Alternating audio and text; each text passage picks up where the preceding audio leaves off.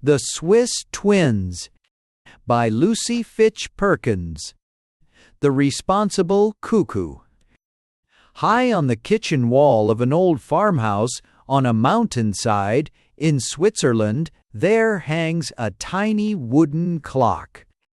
In the tiny wooden clock, there lives a tiny wooden cuckoo, and every hour he hops out of his tiny wooden door, takes a look about to see what is going on in the world, shouts out the time of day, and pops back again into his little dark house, there to wait and tick away the minutes until it is time once more to tell the hour.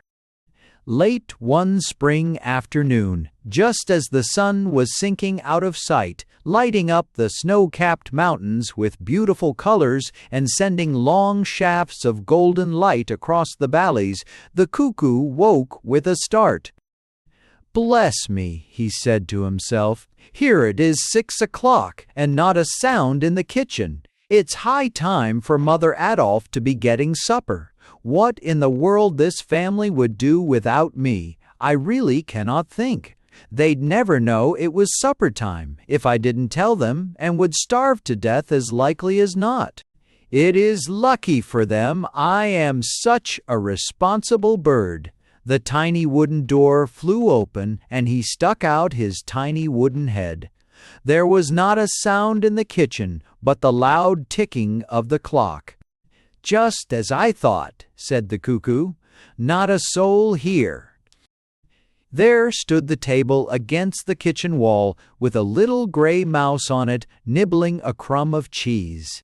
A long finger of sunlight streamed through the western window and touched the great stone stove, as if trying to waken the fire within. A beam fell upon a pan of water standing on the floor, and sent gay sparkles of light dancing over the shining tins in the cupboard. The cuckoo saw it all at a glance.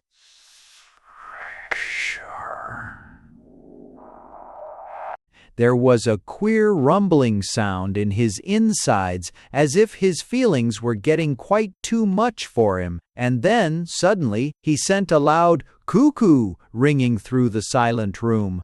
Instantly, the little gray mouse leaped down from the table and scampered away to his hole in the wall. The golden sunbeam flickered and was gone, and shadows began to creep into the corners. "Cuckoo, cuckoo," he shouted at the top of his voice. "Cuckoo, cuckoo, coo," 6 times in all. And then, his duty done, he popped back again into his little dark house, and the door clicked behind him. Out in the garden, Mother Adolphe heard him, and, raising her head from the onion bed, where she was pulling weeds, she counted on her fingers, 1, 2, 3, 4, 5, 6. "Bless my soul! 6 o'clock, and the sun already out of sight behind old Pilatus," she said. And, rising from her knees a little stiffly, she stood for a moment looking down the green slopes toward the valley. Far, far below, the blue waters of Lake Lucerne mirrored the glowing colors of the mountain peaks beyond its farther shore, and nearer, among the foothills of old Pilatus itself, a little village nestled among green trees, its roofs clustered about a white church spire. Now the bells in the steeple began to ring, and the sound floated out across the green fields spangled with yellow daffodils, and reached Mother Adolphe where she stood. Bells from more distant villages soon joined in the clamor, until all the air was filled with music, and 100 echoes woke in the mountains. The tiny wooden cuckoo heard them and ticked loudly with satisfaction. "Everybody follows me," he said to himself proudly. "I wake all the bells in the world. Hast." "Where can the children be?" said Mother Adolphe aloud to herself, looking about the garden. "I haven't heard a sound from either the baby or the twins for over an hour." And, making a hollow between her lands, she added her own bit of music to the chorus of the hills. Line of music notation. she sang, and immediately from behind the willows which fringed the brook at the end of the garden, two childish voices gave back an answering strain. Line of music notation. A moment later, two sunburned, tow-headed, blue-eyed children, a boy and girl of 10, appeared, dragging after them a box mounted on rough wooden wheels in which there sat a round, pink, blue-eyed cherub of a baby. Shouting with laughter, they came tearing up the garden path to their mother's side. "Hush, my children," said Mother Adolphe, laying her finger on her lips. "It is the Angelus." The shouts were instantly silenced, and the two children stood beside the mother with clasped hands and bowed heads until the echoes of the bells died away in the distance. Far down on the long path to the village, a man, bending under the weight of a huge basket, also stood still for a moment in silent prayer, then toiled again up the steep slope. "See," cried Mother Adolphe as she lifted her head, "there comes Father from the village with bread for our supper in his basket. Run, Seppi, and help him bring the bundles home. Our Fritz will soon be coming with the goats too, and he and Father will both be as hungry as wolves and in a hurry for their supper. Hark!" She paused to listen. Far away from out the blue shadows of the mountain came the sound of a horn playing a merry little tune. "There's Fritz now," cried Mother Adolphe. "Hurry, Seppi, and you, Linnele, come with me to the kitchen. You can give little Roselli her supper, while I spread the table and set the soup to boil before the goats get here to be milked."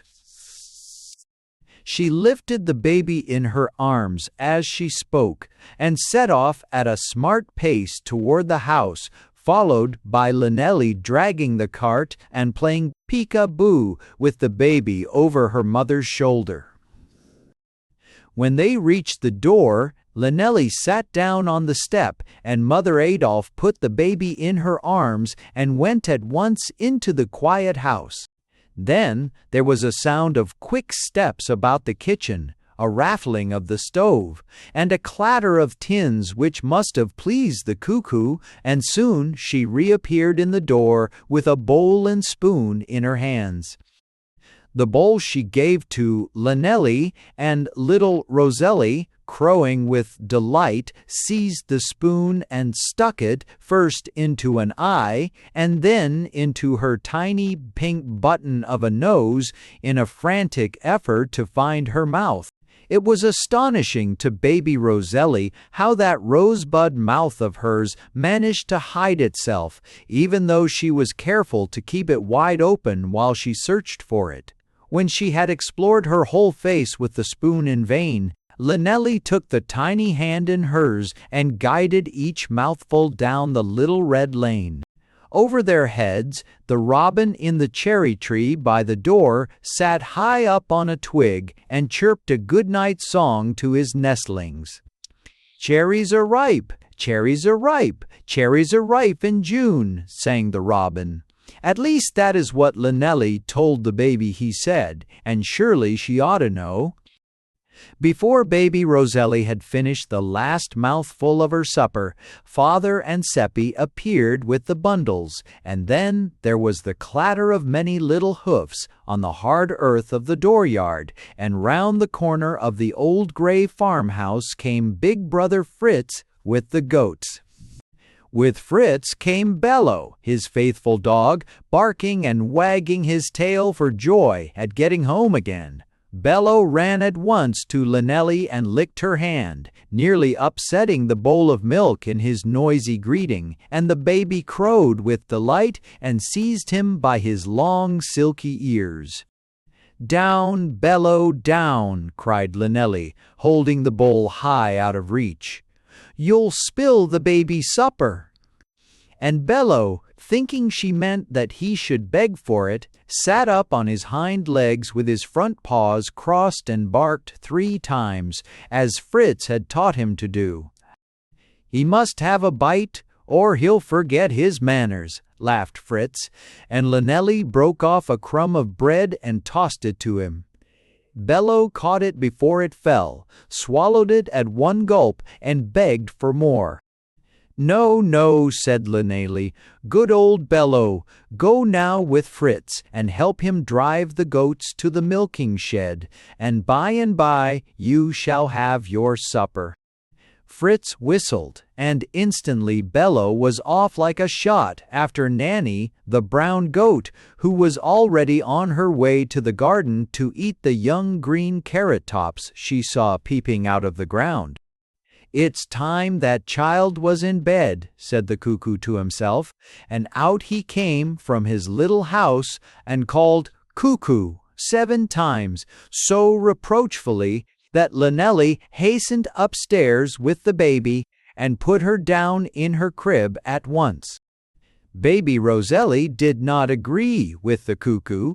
She wanted to stay up and play with Bello and hear the robin sing, but Lynelli sat down beside the crib, and while Mother Adolphe milked the goats, she sang over and over again an old song. "Sleep, baby, sleep. Thy father watches the sheep. Thy mother is shaking the dreamland tree, and down falls a little dream on thee. Sleep, baby, sleep. Sleep, baby, sleep. The large stars are the sheep. The little stars are the lambs, I guess, and the silver moon is the shepherdess. Sleep, baby, sleep." Over and over she sang it, until at last the heavy lids closed over the blue eyes. Then she crept quietly down the creaking stairs in the dark, and ate her bread and cheese and drank her soup by candlelight with her father and mother, Seppi and Fritz, all seated about the kitchen table. By 9 o'clock the room was once more silent and deserted. The little mouse was creeping quietly from his hole in the wall, and Bello lay by the door asleep with his nose on his paws. High over Mant Pilatus, the moon sailed through the star-lit sky, bathing the old gray farmhouse in silver light and playing hide-and-seek with shadows on the snow-capped peaks.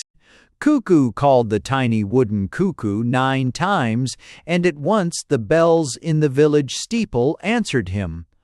"Oi, that's as it should be," ticked the cuckoo. "Oi, that church bell is really very intelligent. Let me see.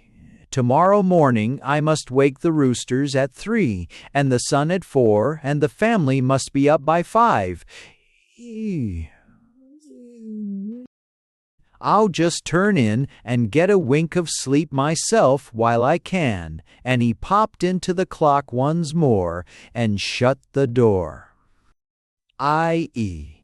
The twins learn a new trade. The twins learn a new trade.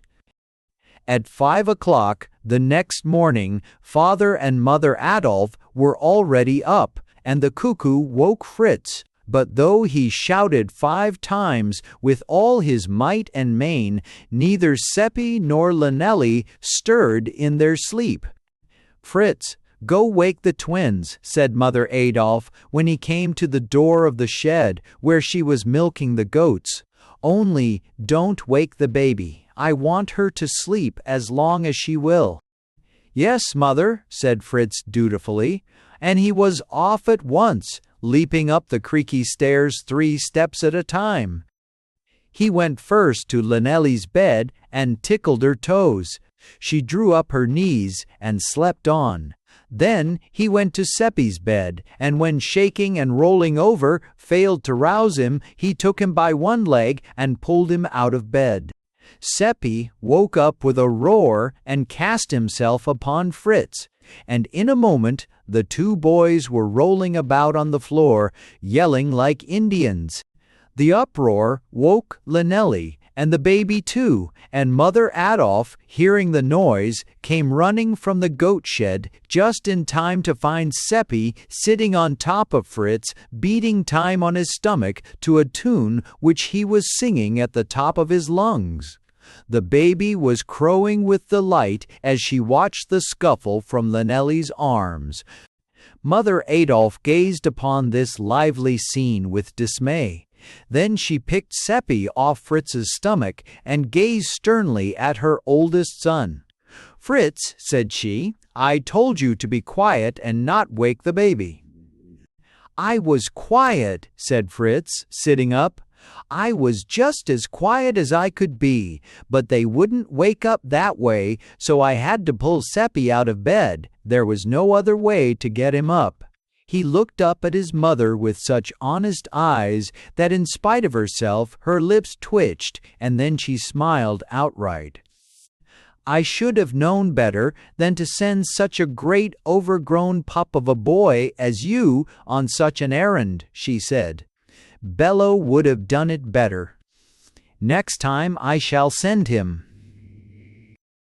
And now, since you are all awake, I will tell you the great news that Father told me last night.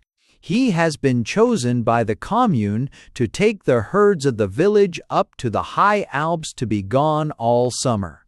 Overcaving busity, he will take Fritz with him to guard the cattle while he makes the cheese.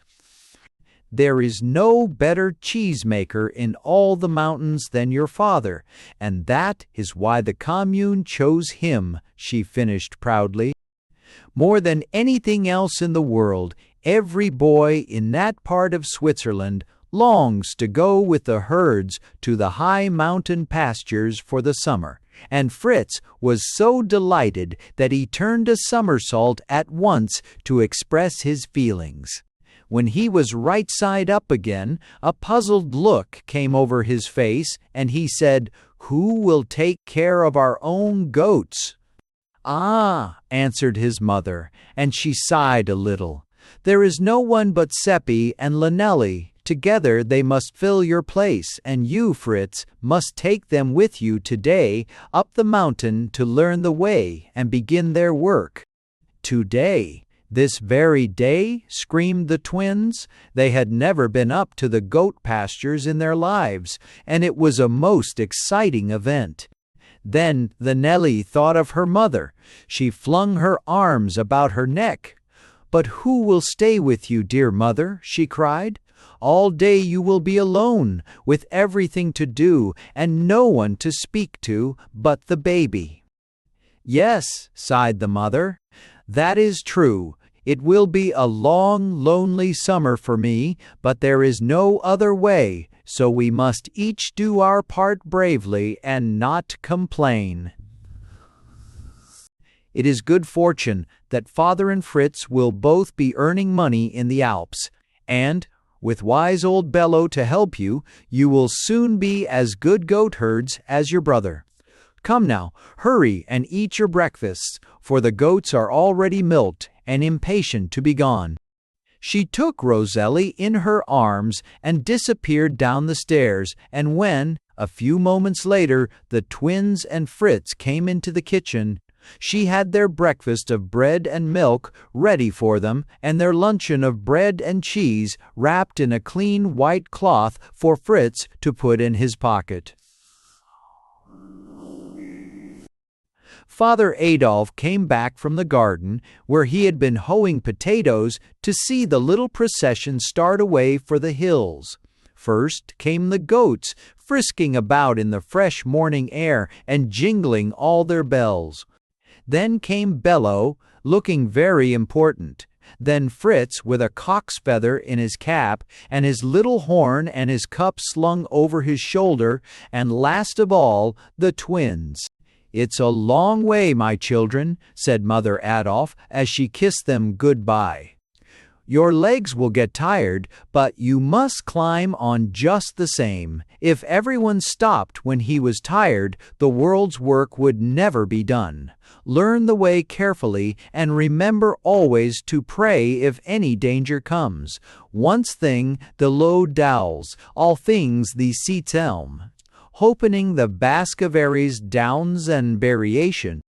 You are very near the good God on the mountain, and he will take care of you if you ask him, never fear. Obey Fritz, said Father Adolphe, and do not stray off by yourselves. Stay always with Fritz and the goats. We will, cried the twins, and away they ran to join their brother, who was already some little distance ahead of them. They turned as the path rounded the great cliff where the echoes lived, and the twins waved their hands while Fritz played his merry little tune on the horn. Then the rocks hid them from view, and the long climb began in earnest. It was many rough uphill miles to the Alps where the goats were pastured, and the stout little legs ached with weariness long before they reached the patches of green grass which were reserved for them. On the way up, they passed fields where cows were grazing, and Bello had hard work to keep the goats in the path, but these pastures were only for cows, and goats were not allowed in them. For 2 hours they climbed steadily up and up, following a mountain path that led sometimes beside a rushing brook, sometimes along the edges of dizzy precipices, and always among rocks with wonderful views of distant snow-capped peaks above them and green valleys below. At last, when it seemed to the weary children that they could not go another step, they came out upon a high pasture where Fritz called a halt. The goats leaped joyfully forward, snatching greedy mouthfuls of the rich green grass which grew among the rocks. Bello flopped heavily down on a flat stone with his tongue hanging out, and Fritz and the twins rolled over on their backs on a soft carpet of grass to rest. Almost at once Seppi said, "I'm hungry." "So am I," said Leanily.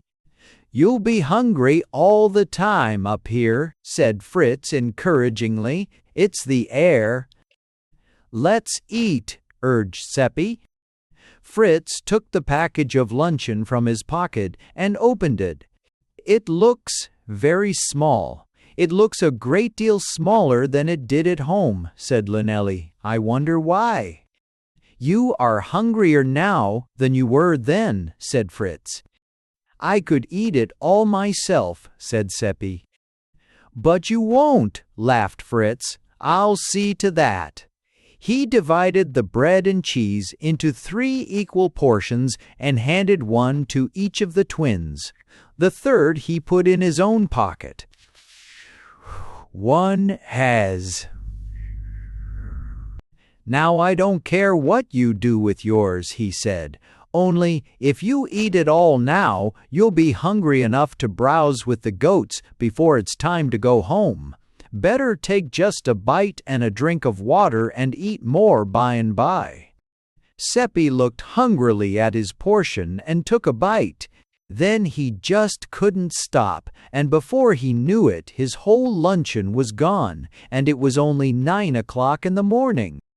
Lynelli took 2 bites of hers, and then, wrapping it carefully in the piece of cloth, placed it high up on an overhanging rock out of the way of temptation. Alle Shog. Then, while Fritz was teaching Seppi all the tricks of a goat boy's trade, she found a soft patch of grass all spangled with blue gentians and fell asleep with her head on her arm. She slept for some time, and Fritz and Seppi, seeing how tired she was, did not disturb her. She was roused at last by the tinkling of a goat bell almost over her head, and woke up just in time to see her luncheon, cloth and all, disappearing into the mouth of Nanny, the brown goat.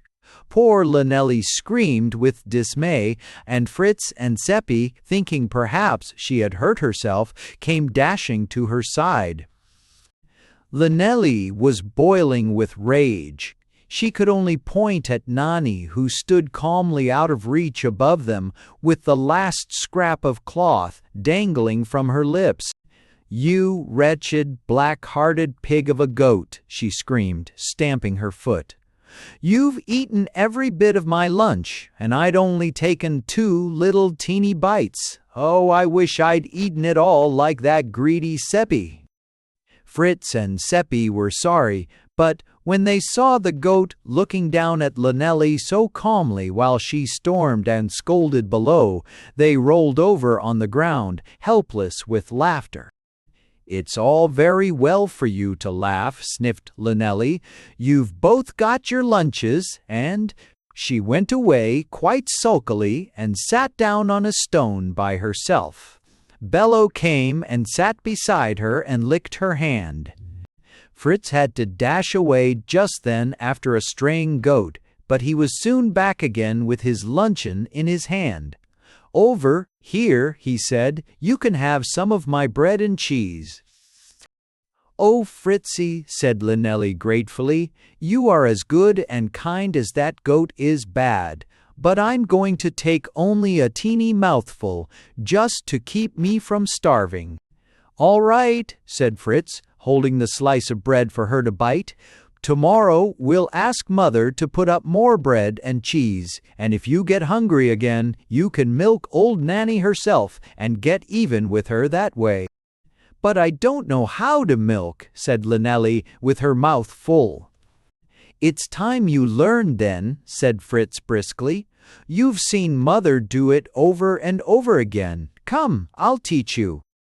Nanny the goat had leaped down from her high perch and was now taking a drink from a little sparkling mountain rill which flowed through the pasture. "Come along," said Fritz. "There's no time like the present," and, taking his cup in his hand, he started toward her. Lynelli hung back a little. "Nanny is the naughtiest goat in the whole flock," she said resentfully. "If it weren't for getting my lunch back, I wouldn't try to milk her." It may be that Nanny heard it and was offended, or it may be that she knew that she had no milk to give them so early in the morning. Anyway, she made up her mind she would not be bothered at that time of day, so as fast as they came near her, she walked on a few steps, and by the time they had reached that spot, she had moved farther still. "We mustn't frighten her," said Fritz. "It's bad for the milk." For some time they patiently followed her about, and at last, just as they were ready to lay hands upon her, she suddenly leaped upon a rock, and from that to a higher one, until she stood far out of reach on a dizzy overhanging cliff. "That Nanny," cried Fritz wrathfully as he prepared to follow her. "She'll break her pesky neck and mine too some day." He climbed a tree for a shortcut to the cliff and dropped from an overhanging branch to the narrow shelf of rock in front of the goat. Bello, meanwhile, ran back and forth below, barking like everything, but quite unable either to follow Nanny up the steep trail or to climb the tree as Fritz had done. "Come, Nanny," said Fritz, holding out his hand as he stepped carefully toward her. Nanny sniffed and backed. Lynelli and Seppi watched from below, breathless with anxiety. If she should back too much, she might fall over the cliff and be killed. If she should dash forward, she might knock Fritz over it instead. But Fritz was a wise goat boy. He put his hand in his pocket and drew out a handful of salt, which he kept for just such times as this. He held it out toward Nanny and carefully and slowly backed away from the edge of the cliff, coaxing her to follow him. As she stepped forward, he stepped back, and in this way led her by a roundabout path down the farther side of the rocks to the place where the other goats were still feeding. "Oh, Fritzy, I never could do that," said Lynelli, hugging him when he was on safe ground once more. "I should be so frightened." "I could," said Seppi promptly. "I'm not afraid." "Don't you try it, young man," said Fritz, "unless it's the only thing you can do. The best goat boy is the one who keeps his goats from getting into such places. It's much cleverer to keep out of trouble than to get out." They gave up the milking lesson for the time being, but when the long day was over and they were on their way down the mountain pass in the late afternoon, they came to a wide level space. Here they paused, and, while Seppi stood with his arm about Nanny's neck and fed her handfuls of green grass, Lynelli really did milk enough for a refreshing drink to sustain her on the long homeward journey. Singing, playing tunes on the horn, and rousing the ever-ready echoes with their yodels, they ran down the steep mountain path in a much shorter time than it had taken to climb it in the morning, and came in sight of the old farmhouse just as the Angelus rang again in the little white village spire. They paused on the mountain path and bent their heads, but Nanny was not a religious goat. She remembered the glimpse she had had the night before of green things growing in the garden, and suddenly bolted down the steep path at a breakneck speed. All the rest of the flock followed pell-mell after her, and the children were obliged to cut short their prayers in order to save the carrot tops from being eaten up. The last mile was covered in record-breaking time, and before the cuckoo clock struck 7, the children and goats and dog all came galloping into the yard together. I.e., a mountain storm. A mountain storm. The next day, and the day after that, the same lesson was repeated. The twins went away with Fritz in the early morning and stayed all day long with the goats, and came home with him in the sunset glow. But on the 4th day it was quite different. It was different not only because they were to go alone with the goats for the first time, but also because it was the day when the greatest event of the whole year was to happen. On that very morning, the cattle were to start away to the high Alps to be gone all summer. Everyone in the little gray farmhouse was up with the dawn, and while Mother Adolphe milked the goats, the twins took their breakfast to a high rock beside the mountain path, where they could get a good view of the village below. Father Adolphe and Fritz had kissed Mother Adolphe and the baby goodbye before daylight, and had gone to the village to get the cattle in line for their long march. They did not say goodbye to the twins, for they were to join the procession when it passed the house, since for the first 2 miles the paths to the high Alps where the cattle grazed and to the goat pastures were the same. Lynelli and Seppi had finished their bread and milk and were hopping about in great excitement on the hilltop, when suddenly from the village below there was a burst of gay music, and they knew that the procession had begun to move. Seppi ran back to the milking shed as fast as his legs could carry him.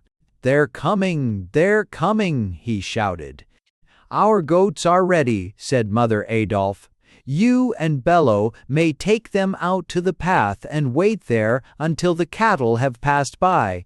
Then you must fall in behind them with Father and Fritz and go with them as far as the giant pine tree that stands at the parting of the paths. Father and Fritz will leave you there, and you and Lynelli must go on alone. You are sure you know the way?" She looked anxiously into Seppi's blue eyes.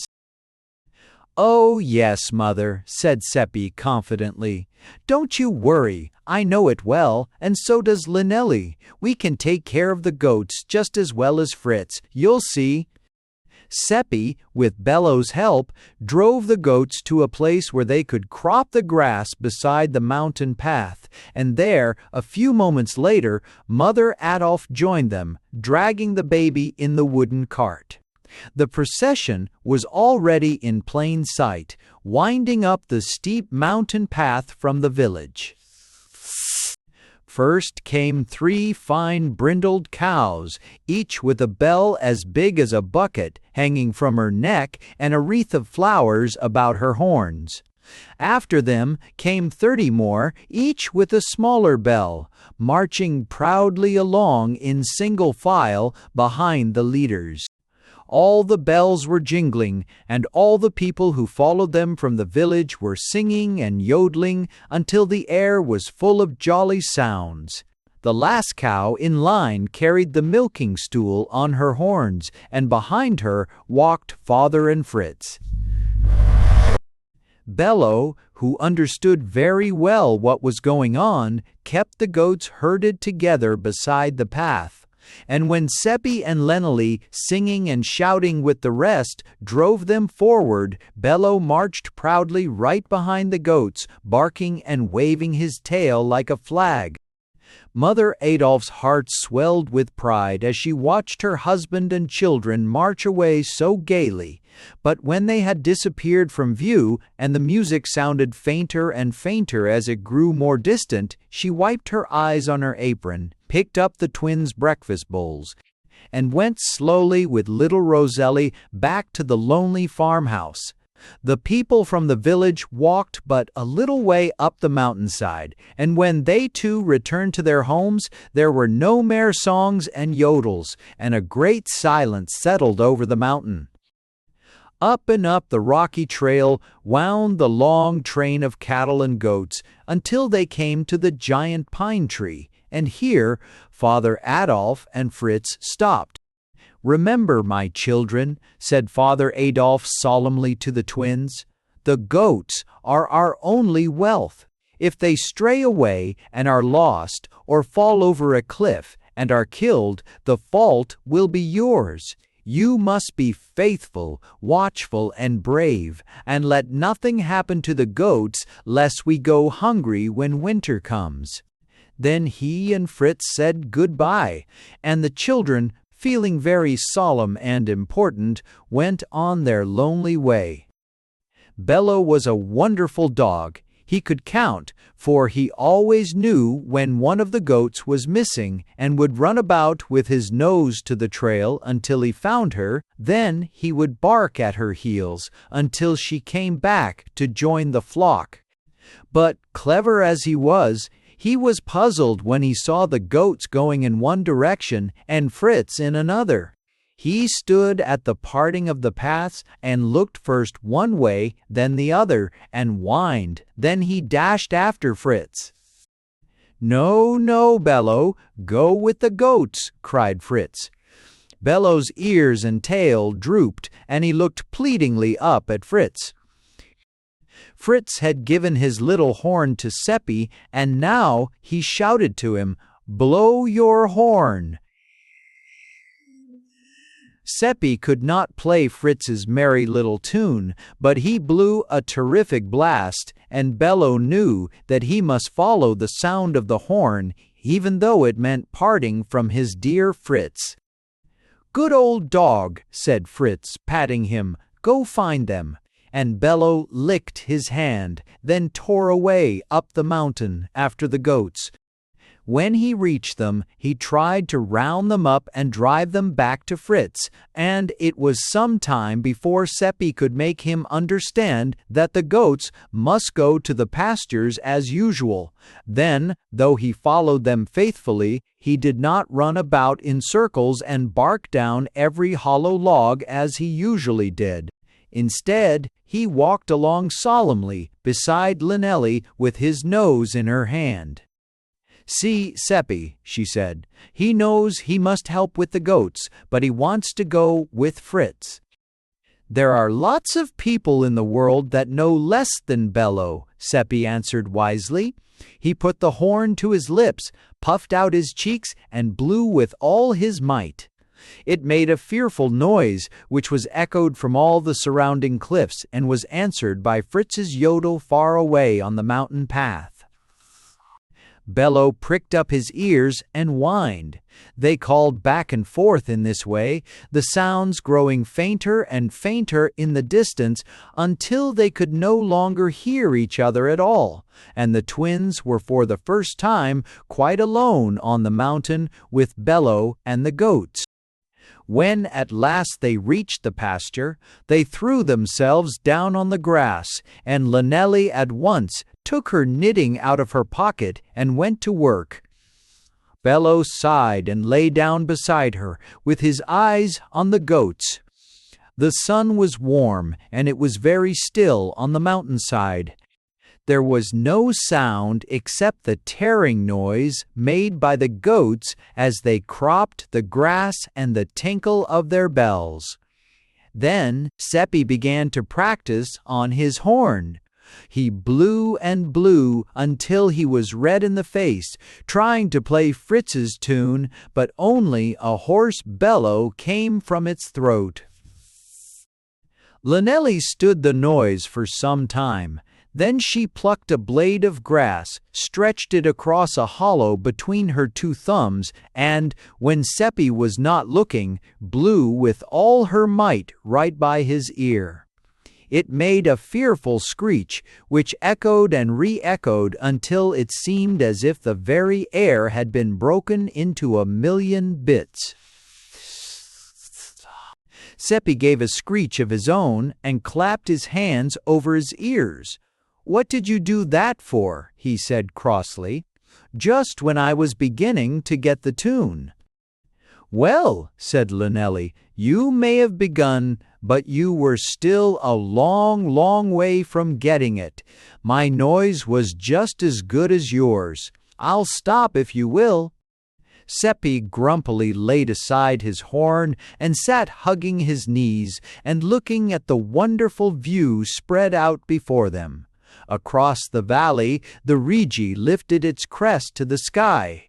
Little toy villages, each with its white spire, lay sleeping silently in the sunshine. On the shores of the lake far below, he could see the city of Lucerne. It might have been a painted city, for not a sound reached them from its busy streets, and there was no movement to be seen except here and there the waving of a tiny thread of smoke. On the lake, the white sails looked, at that distance, like tiny white butterflies hovering over the blue water. "I suppose we can see almost the whole world from here, don't you?" said Lynelli. "Pooh! No," Seppi answered loftily. "There's lots more to it than this, though this is the best part of it, of course. Why, there are oceans bigger than Lake Lucerne and a mile deep, and there's Paris and London besides." "Dear, dear," said Lynelli. "Mother says we are very near to God on the mountains, and I suppose He can look down and see everybody and know just what they are doing all the time. But I don't see how He possibly can keep track of all of us at once." "Once day, He can't, silly," answered her brother, still more loftily. Don't you know that the earth is round, so He can't see but one side at a time, if He looks ever so hard? I suppose that's why He made the night time. He shut some of the people up in the dark hole, He watches the rest of them on the other side." Seppi had never thought this out before, but he always tried to have some answer to give to Lynelli when she asked questions, or else she might get the idea that he didn't know any more than she did. Lynelli usually believed whatever he told her, and, this question being settled, she went on with her knitting.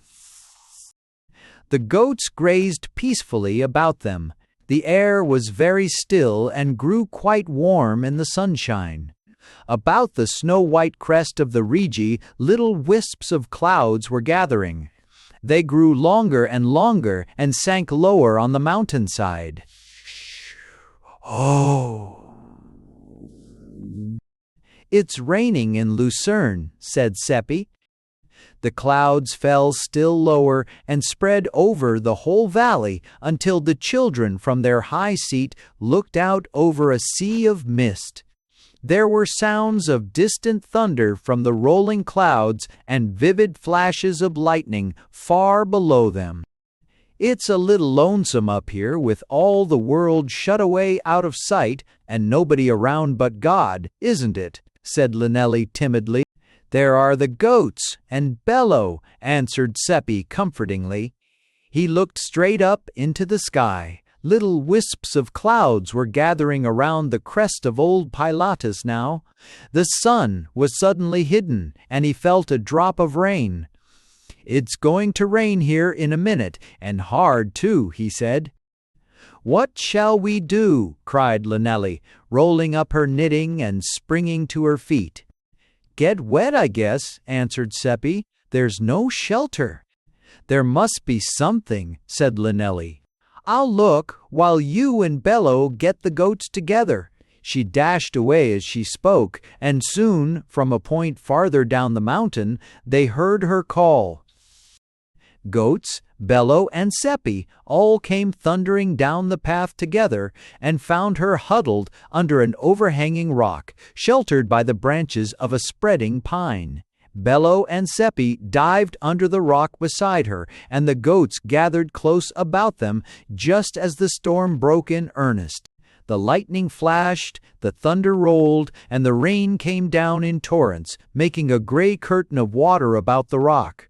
The children shrank back under the shelter as far as they could go, and neither one said a word, except once when a stream of water suddenly ran down the back of Lynelli's neck. Then she jumped and said, "Ow!" in a voice that Seppi heard even above the roar of the thunder. For a long time they sat there while the storm raged about them. Then the thunder went roaring away, farther and farther down the valley. The rain ceased, and the sun came out. "The storm's over," said Seppi. "Let's get out of here." The goats had already scattered and were nibbling tufts of wet grass when the two children crawled out from under the rock. Lynelli's dress was quite muddy where the rain had come through the crack and poured down her neck, and she was twisting herself round, trying to see the extent of the damage, when suddenly there was a terrific roar and rumble, as if the thunder had begun all over again, though the sky was blue and clear. Crash followed crash, and there was a sound of great rocks falling from dizzy mountain heights far above them. The children clung to each other in terror, the goats trembled, and Bello crept farther under the rock. "Ari, you, Ari, Ari, you, Ari, say." "The avalanche," gasped Lynelli, shaking with fright. "Ari, Ari Eastro boating clung to each other with me any more this spring. Oh, I wish we were home." Far down the mountainside, there were sounds of mighty trees being torn up by the roots, and of rocks broken from the cliffs and bounding from ledge to ledge. It seemed as if the whole world were being torn to pieces. At last the terrible roar ceased, and a terrible silence settled over the mountains. The children knew well the awful dangers of the avalanche. Ever since they could remember, they had heard stories of travelers buried alive under masses of snow and ice, and of whole villages swept away, or so covered with stones, trees, and earth that not a sign of them was ever seen again. Their first thought was of their mother. "Oh," shuddered Lynelli, "do you suppose our house was in the path of it?" Seppi thought a moment. Then he said soberly, "No, that couldn't be, for there is a wide hollow between our farm and the mountain slope that would have to be filled first. I'm quite sure no avalanche could possibly carry the house away." "Father Fritz," sobbed Lynelli. "They are far round on the other side of the mountain by this time," said Seppi, "where the sun has not yet had so much chance to melt the snow and start avalanches. They could not have been harmed by this one, for it fell on our side of the mountain." "Let us start home anyway," said Linnelli. "Even if it is early, I can't wait until night to know that Mother and baby Roselli are safe." "We ought to keep the goats up here eating all day," objected Seppi, "or they won't give any milk tonight." "They may not give much anyway," answered Linnelli, "because they've been so frightened, but we will let them go slowly, and they can get a bite here and there as they go." She took up her alpenstock, a long stick which she always carried with her, hung the little bundle of lunch, tied up in a cloth from the end of it, put the stick over her shoulder, and, calling Bello, began at once to herd the goats together.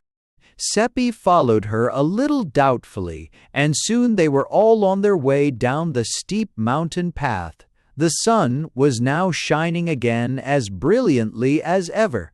The white clouds were floating lazily across the deep blue sky, and it did not seem as if anything unusual could possibly have happened. Seppi's conscience troubled him. "It was only a thunderstorm after all," he said to Linnelli, "and the avalanche is past and gone. It can't do any more harm. I'm afraid Father wouldn't like us to give up and go home now. He might think we were no better than babies to be so scared when we know we aren't hurt."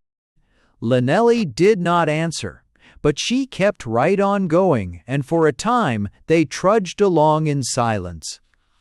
They had reached the giant pine where the trails divided, and had rounded a bend in the path, when Bello, who was a little way ahead with the goats, suddenly set up a furious barking. "It's that Nanny, I do not doubt," said Seppi. "She's probably trying to break her neck somewhere." He dashed ahead and disappeared around a high rock, Linnelli following him at a slower pace. In a moment, Seppi came running back to her, his face pale with surprise and alarm. "It isn't Nanny," he gasped. "It's the avalanche. It's all across the pass. We can't get by." He seized his sister's hand and dragged her to the top of the rock which overlooked the pass, and there they gazed in dismay at the scene before them. Where that morning the procession from the village had so gaily followed the winding trail up the mountainside, there was now a great mass of rocks, ice, and snow completely blocking the path.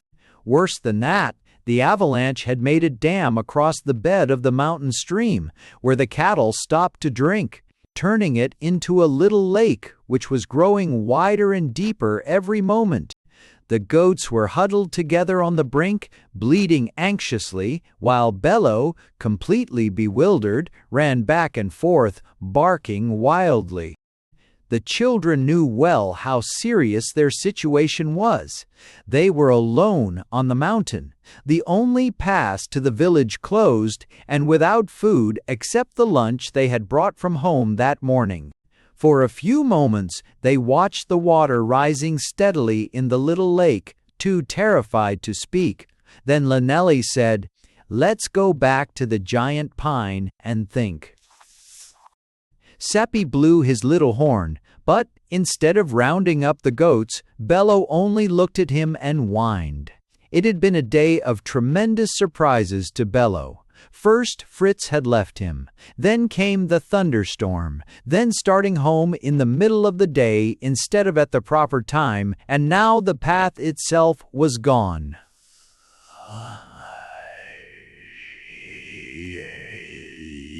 Yeah.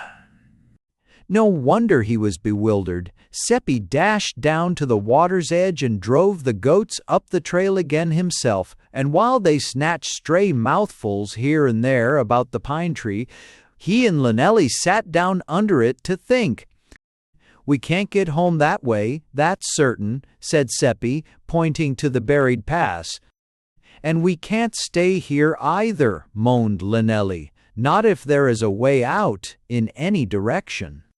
"There's the path Father and Fritz took this morning," said Seppi. "We might try that. It must go somewhere." "Perhaps that is blocked too," said Lynelli. "I'll go a little way and see," said Seppi. "You stay here and watch the goats." "Give me your horn, then," said Lynelli, "and I'll blow it every little while so you can find your way back. You know, Father always tells us not to leave the path because it's so easy to get lost." "That's a good idea," said Seppi. "See if you can blow it." Lynelli put it to her lips and blew until her face was purple, but achieved only a dismal squawk. "I'll keep the horn myself," said Seppi, taking it from her, "and every little while I'll blow it. You can answer by blowing on a grass stem the way you did up yonder. Girls can't manage a horn anyway." Lynelli was too miserable to reply, and in another minute Seppi had disappeared up the strange path. For what seemed to her a very long time, Lynelli answered the horn as it grew fainter and fainter in the distance. Finally, she could not hear it at all. "Oh, what shall I do if Seppi's gone too?" she moaned, when her desperate signals brought no answer. Then her mother's words came back to her, and, plumping herself down on her knees among the goats, she sent up a fervent prayer. "Oh, dear God," she cried, clasping her hands. "Mother said we should be very close to you on the mountain, and I suppose you can see me and Seppi both at the same time from where you are. Please, please send him back, for I'm scared. Dear God, do please hurry and help us find the way down the mountain before it gets dark and you have to go away to watch the other side of the world. Amen." She rose from her knees and listened.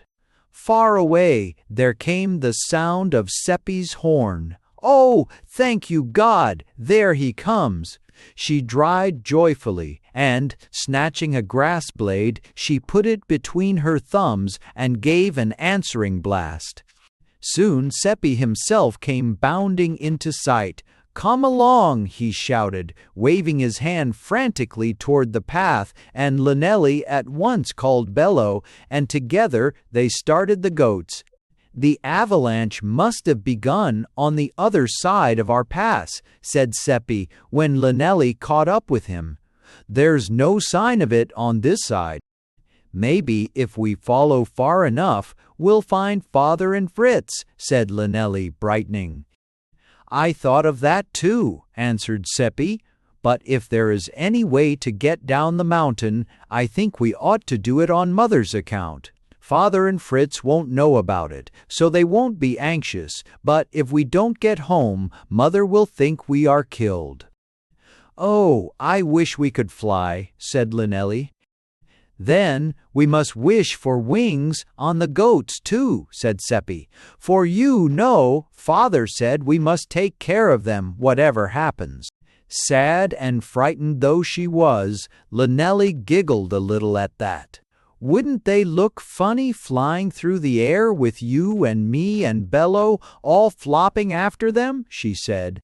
"Anyway, they might go a little faster than they do now," she added impatiently, giving Nanny a poke with her stick. "They are hungry," said Seppi. "They hardly had time to eat anything before the storm came up." Then a bright idea came into his head. "I'm hungry too," he said, "and so are you. Let's eat our lunch while the goats get a few mouthfuls among the rocks, and then we shall all have more strength and shall get along faster." Evie, the lonely herdsman. The lonely herdsman. The sun was already dipping toward the west when they finished the last crumb of their bread and cheese, washed it down with a drink from the mountain stream, and started once more on their journey. They followed the path without much difficulty, for it had been trampled by the feet of many cattle that morning, and at the end of an hour had covered several miles without meeting a person or finding any sign of human habitation. The way grew wilder and wilder, and wound slowly upward. "It's going to be dark pretty soon," said Linnelli at last, trying hard to conceal the tremble in her voice. "And we are going up instead of down. Seppi, do you suppose there are any bears and wolves about here?"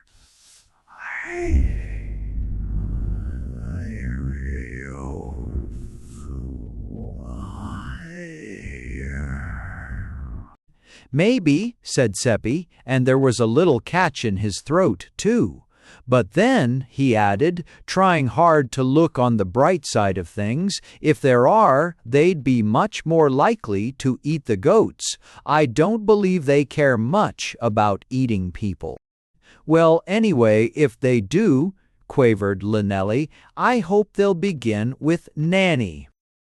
The afternoon waned. The shadows grew longer and longer, and they were just making up their minds that they must soon lie down among the goats beside the trail and wait for morning, when a turn in the path brought them out on a spur of the mountain where they could look for miles across a deep valley towards the west. On the farther side, range after range of snow-capped peaks gave back the golden glory of the sunset, and from somewhere came the sound of an alpine horn playing the first few notes of the hymn, "Praise ye the Lord." "The Angelus," cried Linnelli, clasping her hands. "They can't hear the church bells up here, so they blow the horns instead." Far away across the valley another horn answered, then another and another, and the echoes took up the refrain until it seemed as if the hills themselves were singing. Following eagerly the direction of the sound, the children were overjoyed to see in the distance a lonely herdsman standing on a great rock overlooking the valley, his long alpine horn in his hand and his head bowed in prayer.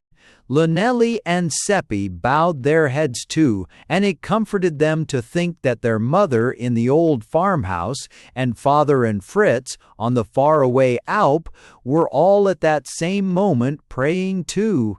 It seemed to bring them near together in spite of the distance which separated them. Their prayers said, the children hastened forward, driving the goats before them, and now the sound of cowbells mingled with the tinkle of the bells on the goats. Another turn in the path revealed a green pasture, where a herd of cows was grazing, and, just beyond, a rough shelter made of logs with the herdsman, still holding his horn, standing beside it. He was gazing in astonishment at the sight of two little children alone on the mountains at so late an hour. He was an old man, with a shaggy white beard and strange kind eyes that seemed always looking for something that he could not find. Beside him, his ears pointed forward and his tail pointing back, was his dog. The dog was growling. For an instant the children stood still, not quite daring to go nearer. But Bello, dear friendly old Bello, had no such fears. He ran forward barking joyfully. The two dogs smelled each other and then trotted back down the path together as if they had been friends since they were puppies. The man followed at a slower pace. "What in the world are you doing up here on the mountains with your goats at this time o' day?" he said to the children. The twins told him their story, and he stood for a moment scratching his head as if he were much puzzled to know what to do with them. "Well," he said at length, "you can't get down the mountain tonight, that's certain, and you must be hungry enough to eat an ox roasted whole, that's certain too, and your goats are hungry into the bargain. Goats aren't allowed in this pasture, but they mustn't starve either. Nothing is as it should be.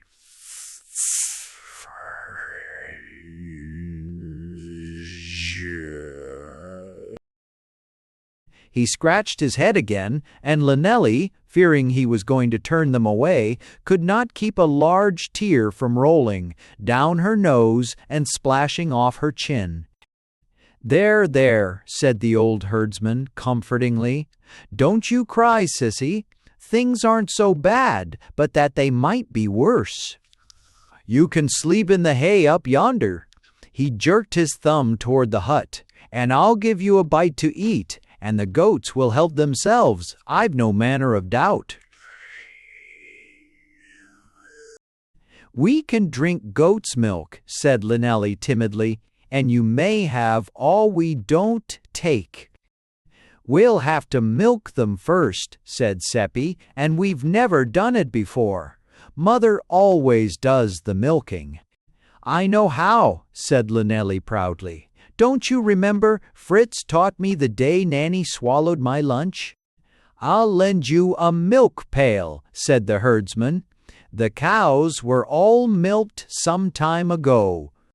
He went back to the butt and soon reappeared with 2 pails, and as Lynelli struggled with one goat, he milked another, while Seppi fed both creatures with tufts of grass to keep them quiet. The herdsman looked at them anxiously and scratched his head again.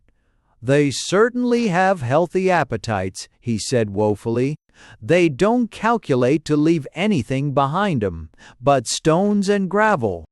The milking took some time, and after it was done, the old man placed the sad and tired children on the bench beside his door, and while they ate the food he gave them and watched the moon rise over the mountains, he told them about his home in the village 15 miles away at the foot of the pass, 17, and about his wife and 2 grandchildren who lived there with him.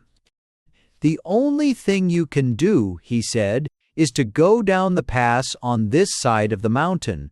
You can spend the night at my house or at some farmhouse on the way, and it is only about 10 miles back to your own village from the foot of the pass." "But how can we find the way?" quavered poor Lynelli. The old man scratched his head, as he always did when he was puzzled, and finally said, "Well, I'm blessed if I can tell you. It's a hard pass. I'd go with you, but I'm alone here, and I can't leave the cows even for half a day." "I'll start you right. The dog and the goats have some sense of their own, and the good God will guide you. Besides, Swiss boys and girls are never afraid." "I'm a little afraid, I think," confessed Lynelli. She looked at the moon and thought how it must be shining down on the old farmhouse, and of her mother, who at that very moment must be frantic with fears for their safety, and of the long and perilous journey before they could see her again, and though she tried hard to swallow them, 3 little sobs slipped out. The old man heard them. "Why, bless me," he said, rumpling his hair until it stood on end. "This will never do at all. Why, bless us, think of William Tell, think of Peter, who lived long ago in your own Lucerne, and who saved the whole city. To take a little herd of goats down a strange pass is child's play compared with what he did. And he was only a boy like Seppi here, and I always thought girls were braver than boys." Lynelli sat up and sniffed resolutely. I'm almost sure I'm going to be brave now," she said. "Tell us about Peter." "Well, it was like this," said the herdsman. "Peter was a smart, likely lad enough, but nobody thought he was a hero. In fact, he never suspected it himself. You see, you can't tell whether you are one or not until something happens that calls for courage. Hits dies injections as injections, wondering variety and reasons whether readers were horse-colting or ingruins in the men's. Then if you do the right thing, whether you are afraid or not, you'll know you are one. Well, one summer night, this Peter went out to have a swim in the lake. And when he crawled upon the bank to dress again, he was so tired he fell asleep. By and by he was wakened by voices, and, opening his eyes, he saw 5 or 6 men creeping stealthily along the lake shore. "Aha," says Peter to himself, "that's not the walk of honest men." He got up on his elbow in the long grass and watched them without being seen. He saw many more men steal silently after the first group, and among them he recognized the bailiff of Rothenburg, whom he knew to be an Austrian and the sworn enemy of Lucerne. He saw the men talk together, and heard enough of what they said to be sure that danger threatened his beloved town. So when they moved on, he followed them, slipping along behind rocks and bushes, until suddenly they disappeared as if the earth had swallowed them. Peter groped about hunting for them, until at last he saw a faint light shining from out a dark cavern among the rocks. Then, though he knew how dangerous it was, he followed the light and found himself in a long, dark tunnel. "Oh," shuddered Linelli, "I could never be as brave as that. I don't like dark places." Peter knew that a tunnel ran underneath the walls of the town, and that the other end of it opened by a trap-door into a stable in Lucerne, went on the old man without noticing Linelli's interruption, and at once he saw that some traitor must have told the Austrians of this secret passage. He crept closer and closer to the group of men until he was near enough to hear what they said.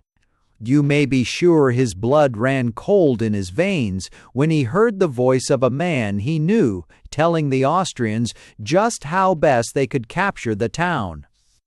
He knew that terrible things would happen in Lucerne that night if the enemy ever reached the other end of the tunnel, and at once made up his mind that he must alarm the town.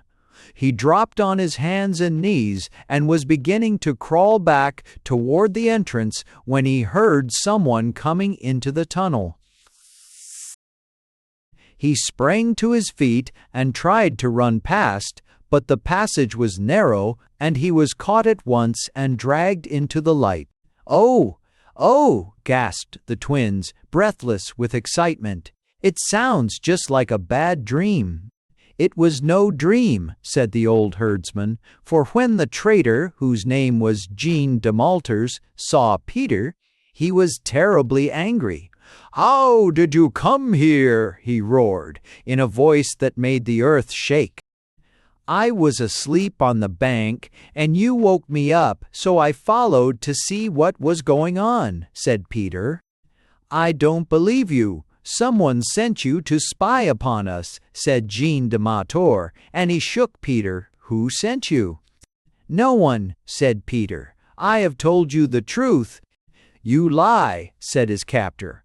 'I give you just 2 minutes to tell who sent you, and if you do not tell us then, you shall die.' Poor Peter thought of his home and his mother and father, and there never was a more homesick boy in the world than he was at that moment. But though he was terribly frightened, he did not say a single word. 'He shall die then,' said Jean de Malters, when the 2 minutes were up, and Peter had not spoken. One of the Austrians interfered. 'No,' he said. 'It would be bad luck to begin the night's work by shedding the blood of a child. Make him swear he will not tell what he has seen to any living soul, and let him go.' In spite of Jean de Malters, who was bound that he should be killed, that was what they did, and the moment he was free, you may be sure Peter ran like the wind for home. "Now you see," said the old herdsman, and he shook his finger at Seppi and Llanelli. Aye, this was a dreadful position for Peter. He had solemnly promised not to tell a living soul what he had seen and heard, but if he didn't tell, his parents and friends would be murdered before morning. That evening, his father and a number of other men were gathered together in the town hall of Lucerne to talk over community affairs, when Peter suddenly burst into the room, his eyes as big as saucers. The men gathered about him, thinking he must have some tremendous piece of news, but Peter spoke never a word to them. Instead, he marched up to the great porcelain stove that stood in the room. "O stove," said Peter, "I have just heard terrible things which I have promised not to tell to a living soul. But you, O stove, have no soul. So to you I will say that the Austrians are now in the tunnel underneath the walls, and that at midnight they will break in and sack the town." At first the men thought Peter had gone crazy. But when he had finished telling the stove all he had seen and heard, they flew to alarm the town and get their weapons.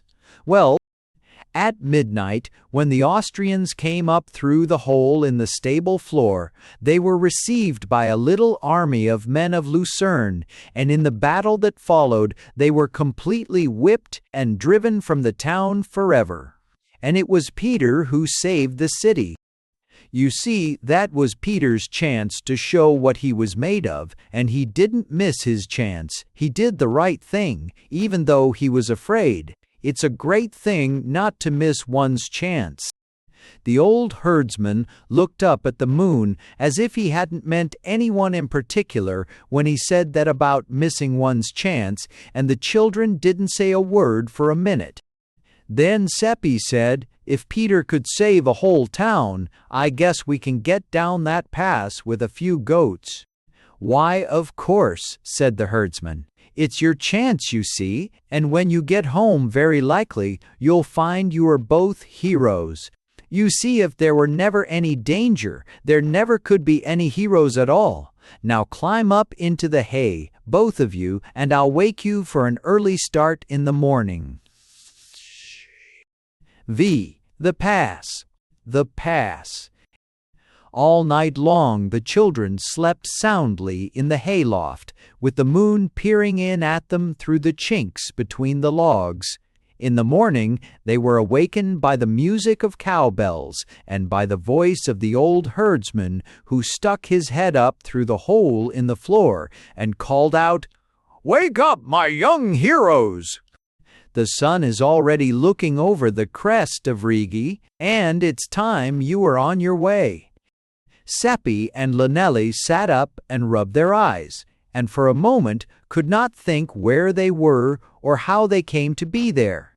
Then they remembered, and, springing from their rude beds, ran out into the glorious morning and washed their faces and hands in the mountain stream that flowed near the hut. Then there were the goats to be milked, and breakfast to be eaten, and the shadows were already shortening when at last they were ready for their lonely and dangerous journey. The old herdsman packed some bread and cheese in their lunch-cloth. Llanelli slung the bundle on her alpenstock, and Seppi called Bello to herd the goats. But the goats were well pleased with the rich green grass of the Alp and were unwilling to leave the pasture. They frisked and gamboled and stood on their hind legs butting each other playfully, and it was some time before Seppi and Bello could get them fairly started. The old herdsman had done his milking very early in order to go a little way with the children, and now, leaving the cows in charge of his faithful dog, he led the way down the steep mountain path. The morning air was so clear and sparkling, and the sun shone so bright upon the snow-capped peaks that the children almost forgot the dangers of the unknown path. It seemed impossible that anything could happen to them in such a wonderful and beautiful world, and they said goodbye quite cheerfully to the good old herdsman when at last he stopped and told them he must go back to his cheese-making. From the place where they stood, they could see the path like a tiny thread winding through forests, down a long, narrow valley shut in by high cliffs, past waterfalls fed by mountain snows, and losing itself at last where a tiny white steeple marked the little village which was the home of the old herdsman. The old man pointed to it. "Follow the path and remember Peter of Lucerne," he said. "This is your chance. Trust the good God, do not be afraid, and soon your troubles will be over and you will be once more in your mother's arms." He stood on a rock and watched the little procession until a bend in the path hid it from sight. Then he went back to his lonely pasture. For an hour or so, the children trudged quite cheerfully on their way. "Once isn't hard at all," said Seppi. "The pass is easier to follow than our own. How silly we were to be scared." They were so used to climbing about in perilous places that when a little later the path led them along a shelf-like projection on the side of steep cliffs overhanging a mountain stream, they were not frightened. But when they began to grow tired and the trail led them into a dark forest where the sun came through the thick boughs and shone only in patches of light upon the slippery spruce needles, they grew less courageous. "I don't like the forest," said Linnelli, shivering a little and looking behind her. "It always seems as if things would happen to you in the woods." "What kind of things?" said Seppi, who was beginning to feel a bit shaky himself. "Why, you know," answered Linnelli, "the kind of things that giants and dragons and dwarfs do. And then there's that story about Pontius Pilate. You know our old Mount Pilatus was named that because they say his body was thrown into one of its lakes and his spirit haunts the mountain. He only comes out once a year, but oh, Seppi, suppose this should be the time." "Huh," said Seppi scornfully, "girls talk. Of course I don't believe such things. Besides, he only comes out on Good Friday, anyway." "Well," said Linnelli, "lots of people do believe them, even grown-up people." "Pooh," said Seppi, and just to show that he didn't care at all about such idle tales, he began to whistle, but Linnelli noticed that he too looked behind him now and then.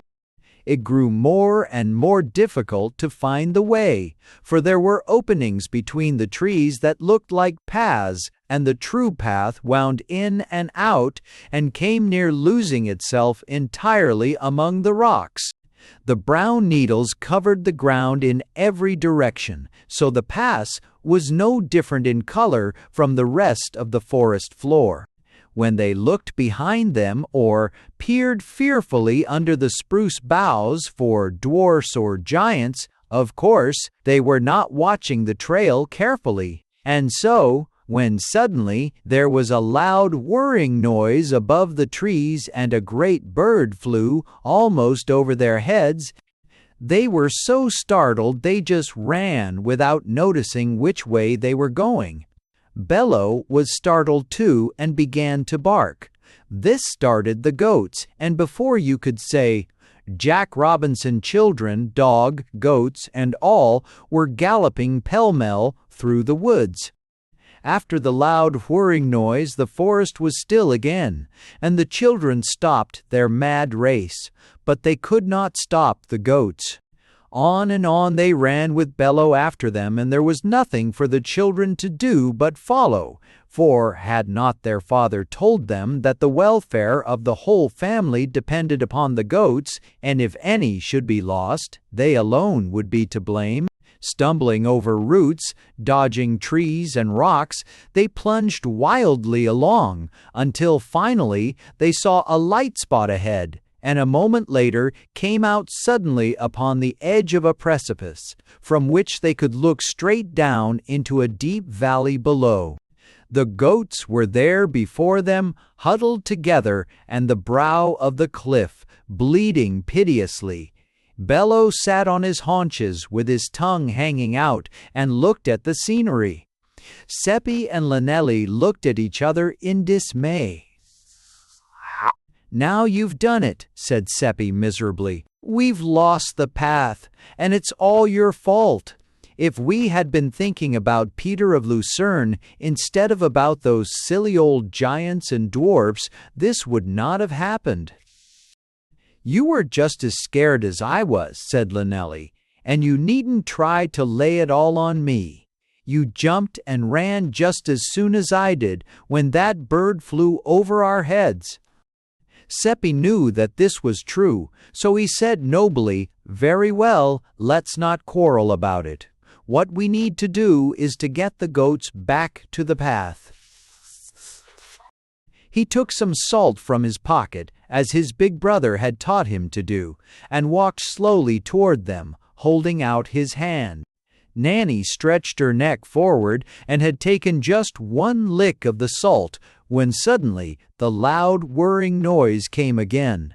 There was a terrific scream overhead, and from the crags above them a great golden eagle swooped down towards the frightened group on the cliff, and, sticking his terrible talons into Nanny's back, tried to lift her bodily into the air. For an instant she swung dizzily over the edge of the cliff as the eagle beat his wings furiously in an effort to rise with his heavy burden. But in that instant Seppi leaped forward and, seizing the goat by the tail, pulled back with all his might. Lynelli sprang to the rescue of Seppi, grasping him firmly around the waist and screaming like a wildcat as she added her strength to his. Meanwhile Bello barked furiously, and the rest of the goats fled bleating into the woods in a mad stampede. It was all over in less time than it takes to tell it. The goat, wounded and bleeding, dropped to the ground. The great bird soared away into the dizzy spaces beyond the cliff, and the children dashed into the shelter of the woods, dragging Nanny after them. They could not sink down on the ground and recover from their fright as they longed to do, for by this time the goats had scattered among the trees and must be brought together again at once. Bello was distractedly trying to round them up, but as he had no idea of the direction in which to drive them, they were all galloping wildly about, first this way, then that. It was some time before the children succeeded in getting the flock together again, but at last they were able to drive them farther into the woods and away from the dangers of the cliffs, and were soon fortunate enough to come upon a little mountain stream which was singing its way through the forest. Here the goats stopped willingly to drink, and for the first time the children were able to give some attention to Nanny. Her back was torn and bloody, but her injuries were not serious, and on the whole she seemed little the worse for her experience. "We must let all the goats rest a little," said Seppi. "There isn't any food for them, but they can have a good drink while we eat our lunch, and then we just must find that path." They sat down on a rock, and Lynelli opened the bundle of food which the old herdsman had given them. "Isn't it queer?" said she, as she handed Seppi a piece of cheese. "I'm not as scared as I was before that dreadful eagle came. Are you?" Seppi paused with his mouth open for a bite. "Why, I'm not either," he said with surprise. Lynelli's eyes grew big. "Seppi," said she earnestly, "do you suppose, maybe, we're heroes like Peter of Lucerne after all, and never knew it? Art 7. Seppi thought about this so seriously that for a minute he forgot to eat. Then he said, "Why, of course we are. We were scared, but we did the right thing. My, but I'm glad." He sighed with relief and took a big bite and munched away in silence. At last he said solemnly, Of course, now that we know we really are heroes, we won't be scared anymore. We'll stop before we begin." Lynelli looked doubtful. "I'm afraid I shall be scared again if we don't find the pass," she said. "We might die up here in the mountains, just like Moses in sight of the promised land, and sometime maybe a hunter would find our bones lying scattered about on the ground." She sniffed a little at this pathetic picture, and her eyes filled with tears. "Look here," said Seppi, jumping to his feet and gazing down at her sternly. "Is that any way for a hero to talk? They aren't going to find any bones of mine, I can tell you. I'm going to get down this mountain with all the goats, and so are you." "Well," said the heroine doubtfully, "I was only supposing." "Well then, don't suppose that way," growled Seppi. "Just suppose we find the pass and get somewhere in time for supper and get home tomorrow." At that very minute, a bright thought struck him. "What a silly," he said. "Why didn't I think of it before? This stream runs downhill, and if we follow it, we shall have to get down to the valley too. Come along." He was in such a hurry to carry out his idea that he started at once with his bread and cheese in his hand.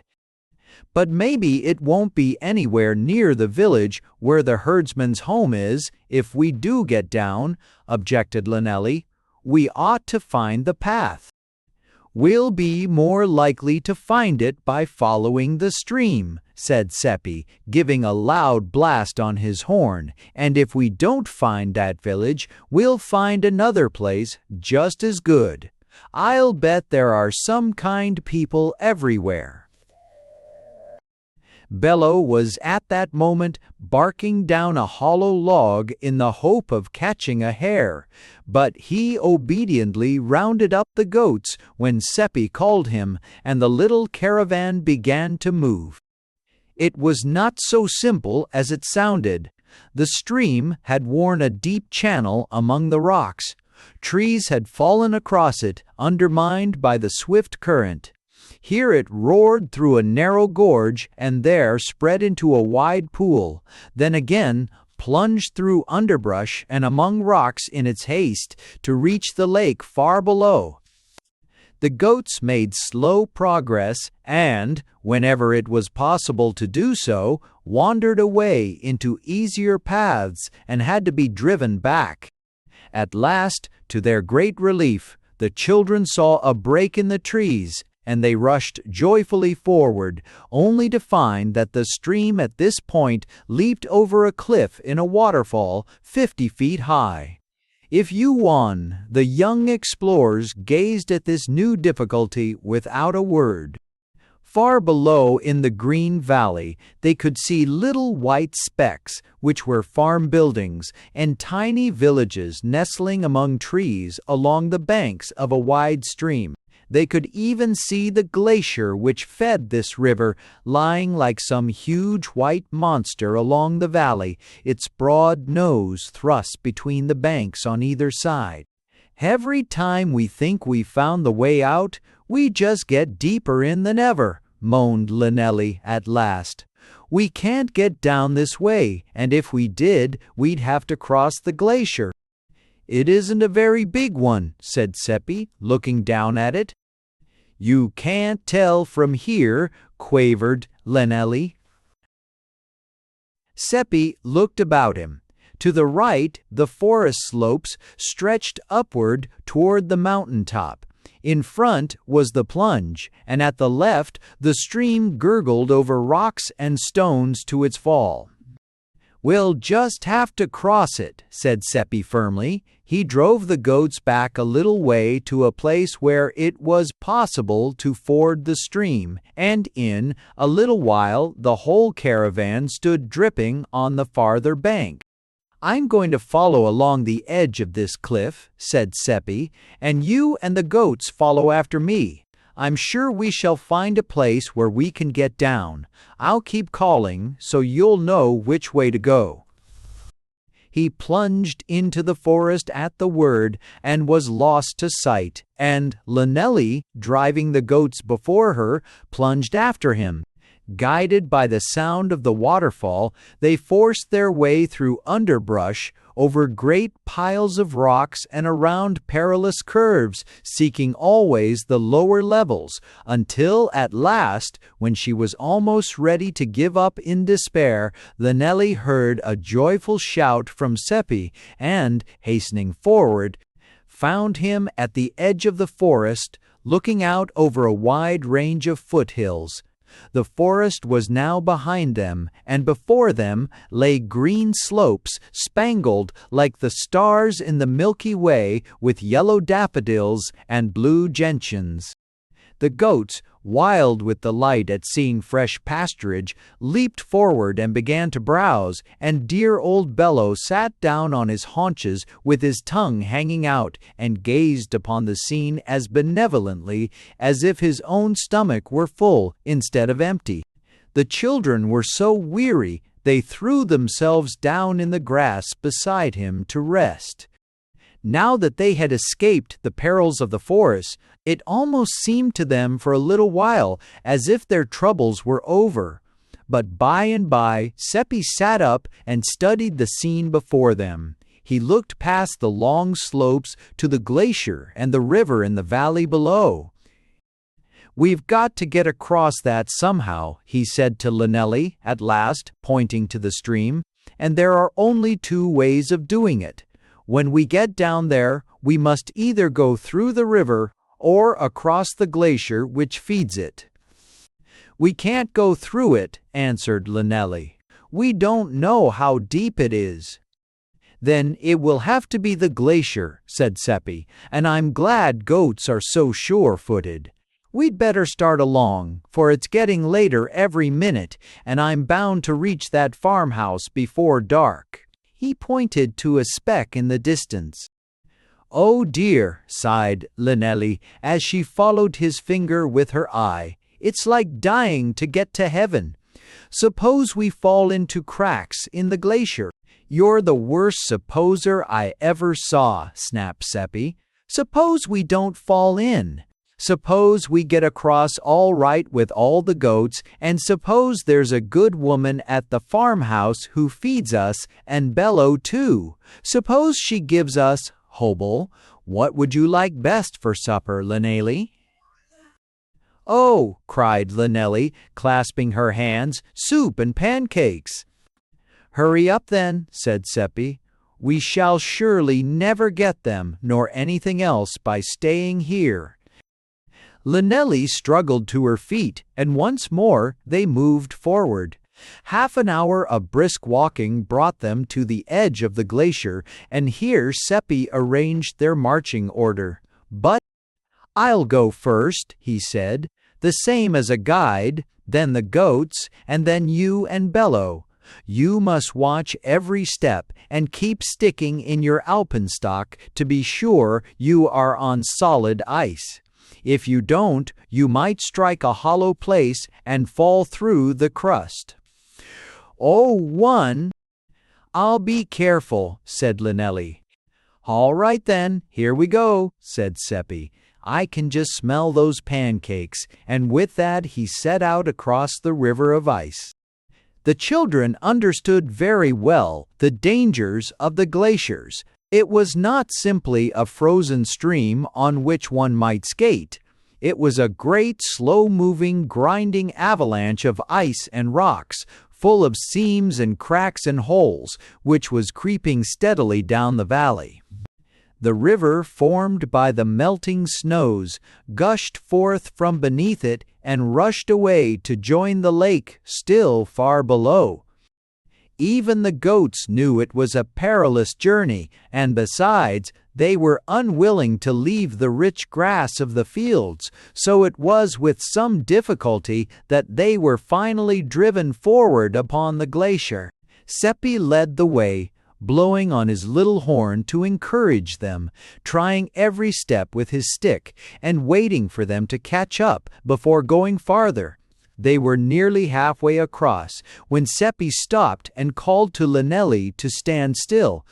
There in front of him yawned a wide crevasse. The frozen river had cracked open, and if they went forward in a straight line, they would plunge down into an ice prison from which they could never escape alive. It was the hardest puzzle and the greatest danger they had met in their whole journey, and for a minute poor Seppi almost gave up in despair. He thought they would have to go back and try the river after all.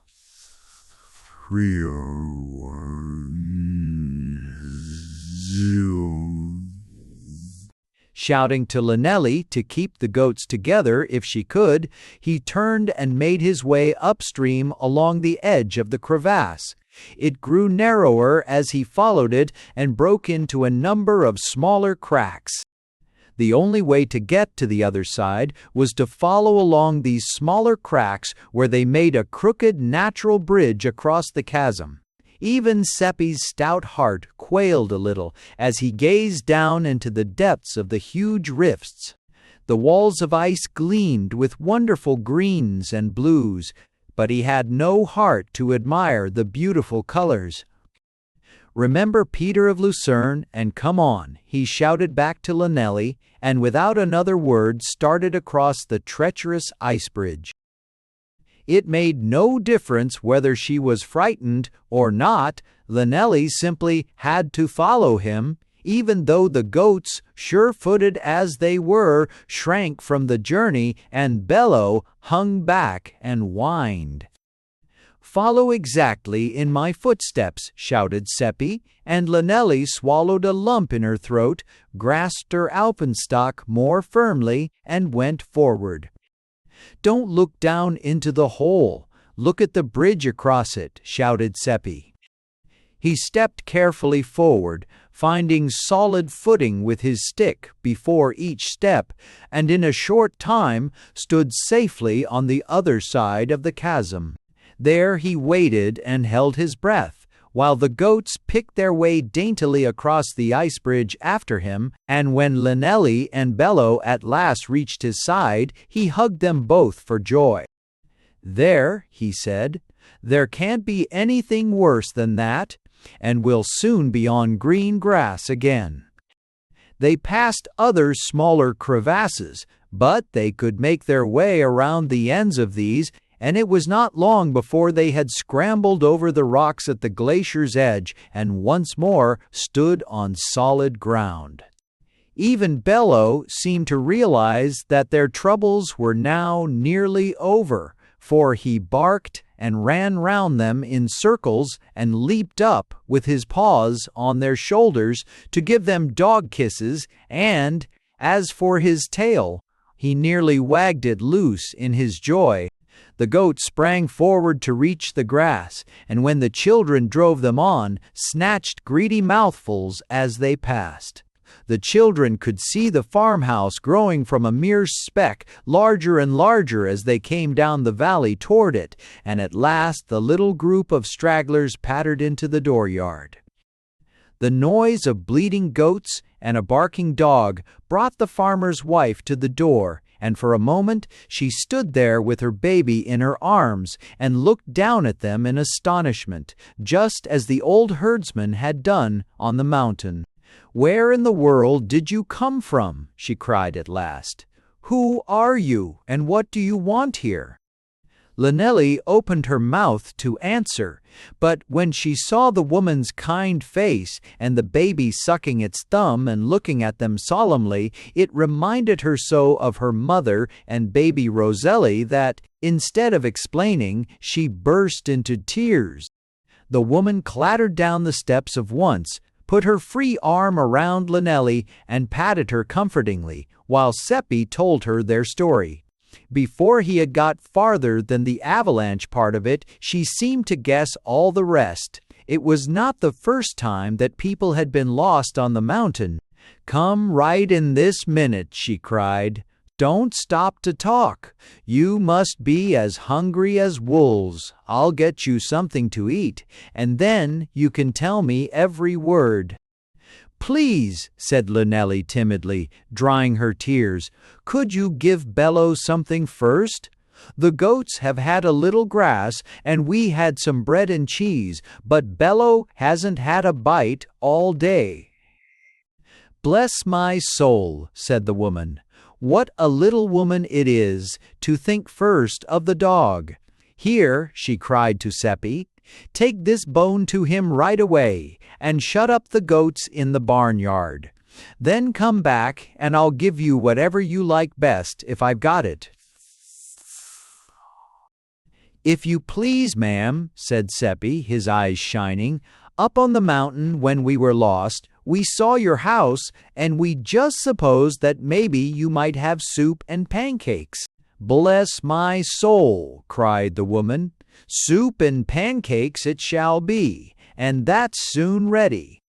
She put the baby into Lynelli's arms and flew about the kitchen, rattling pots and pans, stirring up the fire, and mixing her batter. And when Seppi returned, the smell of pancakes was already in the air, and the soup was bubbling in the pot. In 5 minutes more, the children were seated at the kitchen table with steaming bowls before them, while their new friend cooked a pile of pancakes that it would have warmed the cockles of your heart to see. The farmer himself was far away on the high Alps with his cattle, and came down the mountain only once in a while with a load of cheeses on his back. His wife was very lonely in his absence, and was glad to have company, if only for a single night. So she comforted the children, and talked with them about their mother, and piled pancakes on their plates until they could not hold another mouthful. Then she helped them milk the goats, and when the sun went down, sent them to bed, so they would be well rested for their long walk the next day. Vi, new friends and old. New friends and old. When the children came into the kitchen the next morning, they found their new friend beating mush and milk together for their breakfast, and there was a smell of coffee in the air. "Sit right down and eat," said she, pushing a stool toward the table with her foot. "I've milked the goats for you. They didn't give much, poor things, and it's no wonder, after such a day as they had yesterday. The wonder is that they gave any at all. I've made coffee for you've a long day ahead of you, and it will cheer up your insides. It's a lucky thing for you, the day is so fine. I thought I heard it rain in the night, but old Pilatus's head has no cloud cap this morning, and he is a good weather prophet." The baby was already seated in her high chair at the table, beating upon it with a spoon to welcome them, and the children were soon seated beside her, putting away a great store of the good mush. The farmer's wife had no one but the baby to talk to during the long days when her husband was away, and she made the most of her time while the children were with her. She told them all about her cows and her pigs and her chickens, just how much hay her husband brought down from his highland meadow on his back the previous summer, and how many cheeses he expected to bring home from the Alp at the end of the season.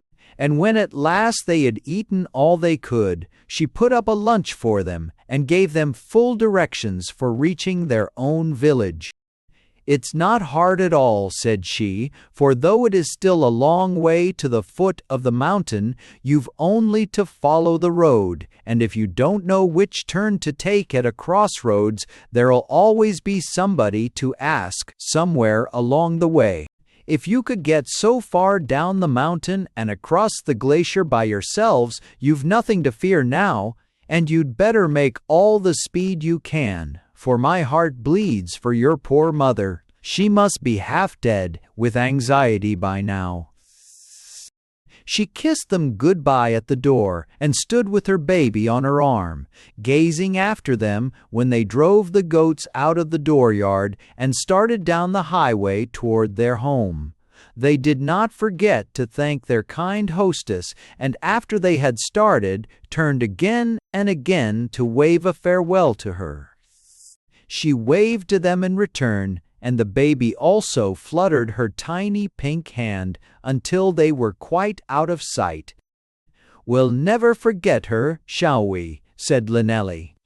"Never," answered Seppi fervently. "She's almost as good as Mother. And doesn't she make good pancakes, though?" They set their faces northward and trudged along, hurrying rather than slacking their speed as the miles lengthened behind them, for, as the distance between them and their home shortened, their eagerness to get there increased. It was a good 12 miles from the farmhouse where they had spent the night to their own village, and a mile this side of the village and a mile up the mountain slope was their own dear home. This, to the sturdy Swiss boy and girl brought up in the mountains, was not a hard walk, but they knew that goats must not be driven too fast if they are expected to give any milk, so it was late afternoon before the cavalcade reached the foot of their own hillside and began the last climb of the weary journey. The children could see their own roof, weighted down by stones, peeping over the edge of the hill long before they were anywhere near it, and they fastened their homesick eyes upon it as a sailor fixes his upon the North Star at sea. Now they could see the whole house, with the goat shed and cow stables back of it, the straw stack, and the southern slope of the garden. They strained their eyes for a glimpse of their mother, but there was no movement to be seen anywhere about the place. Even the breeze had died down, so there was not so much as a flutter among the trees as they drew nearer and nearer. At last, unable to hold themselves back longer, they broke into a run and came dashing into the yard with all the goat bells jingling, bellow barking, and their own voices raised in a joyful shout, "Mother, Mother, where are you? We're home!" But to their surprise and great disappointment, there was no answer. The house was as still as if it were asleep. Leaving the goats to bellow, the children dashed into the kitchen. There was no one there, and there was no sound but the loud tick-tock of the cuckoo clock. They dashed upstairs to the bedrooms and back again to the kitchen. Everywhere, silence. "It's just as if the house were dead when Mother isn't in it," sobbed Linelli. "Where can she be? And Roselli, too." "Roselli is where Mother is, you may be sure," said Seppi. They ran outdoors again and found Bello barking madly at Nanny, who was having a blissful time with the carrot tops, which she refused to leave even when Bello, who knew very well she shouldn't be in the garden at all, nipped at her heels. "We'll have to shut up the goats," said Seppi, as he ran to Bello's assistance. They drove them into the shed, gave them some hay, and then rested their weary legs for a moment, sitting on the kitchen steps while they considered what to do next. Then an awful thought struck Linelli. "O-T-A, O-T-O-T-L, avalanche," she gasped. Maybe she was caught by it. Seppi grew pale and gulped down a sob. "No," he said, when after a moment he could speak. "I don't believe it. There's no sign of the avalanche about here, and Mother never goes away from home. She's trying to find us. That's what she's doing." Linelli collapsed on the step. "Oh, Seppi," she cried, "do you suppose she's lost on the mountain, just as we've found ourselves and got home again?" The thought was too much for her, and she sobbed afresh. "If you will." "Well," said Seppi, "crying won't do any good. Let's go and see if we can find her." Weary as they were, They started at once to their feet to begin this new quest, even though the shadows were long across the flower-starred mountain slopes and the sun was already sinking toward the west. As they rounded the corner of the house, Seppi gave a joyful shout and pointed up the goat path toward the mountain. There, a long distance off, they saw their mother coming toward them with baby Roselli in her arms. Even at that distance, they could see that she looked weary and sad, for her head drooped and her step was slow. All their own weariness vanished like magic at sight of her, and with a shout that waked the echoes on old Pilatus, they bounded up the path to meet her. She heard the shout, and shading her eyes with her hand, looked eagerly in the direction of the sound, and in another minute mother and children were clasped in each other's arms, while baby Roselli crowed with delight from a nest in the midst of grass and flowers where she had been suddenly deposited. For a moment they gave themselves up to the joy of reunion. Then Seppi said proudly, "We brought the goats safely home, mother. They are all in the shed." "I thought you had been swallowed up by the avalanche," sobbed their mother, clasping them again to her heart. "All the men of the village are now up the mountainside, searching for you and trying to break a fresh path to the goat pastures. They must be told that you are safe." She sprang to her feet and started back up the path. Then she thought of Seppi's horn. "Blow," she cried, "blow Fritz's tune if you can. They all know it, and some of them are near enough to hear." Seppi put the horn to his lips and blew. At first it was only a dismal squawk. Then, though it sounded much like the crowing of a young rooster in imitation of an old one, he did manage to achieve the first few notes of Fritz's tune. Soon a head appeared above a rock far up the trail. Then a whole man scrambled to the top of it and gazed earnestly at the little group in the path below. Again Seppi sounded his horn. His mother flung out her apron like a flag of victory, and all of them, including Roselli, waved their arms so joyously that there was no mistaking the message. With an answering shout, the man dropped out of sight again behind the rock, and a few moments later they saw him running down the hillside toward the village. Soon the church bell was clanging joyfully from the belfry, carrying the news of the wanderer's safe return to everyone within hearing distance. Bells from the adjoining village joined the clamor, and horns answering from distant crags told the glad news. The toilers on the mountainside heard and rejoiced.